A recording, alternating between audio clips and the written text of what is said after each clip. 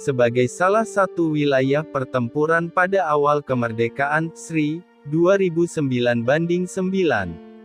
Pengalaman tersebut kemudian menginspirasi puisi, Kerawang Bekasi, 1948, beberapa kutipan larik sajaknya, menjaga Bung Karno, menjaga Bung Hatta, menjaga Bung Sejahrir.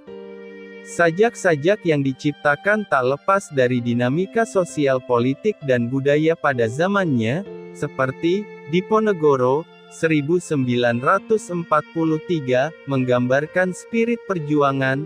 Beberapa larik sajak ini, Maju, Bagimu Negeri, Menyediakan Api.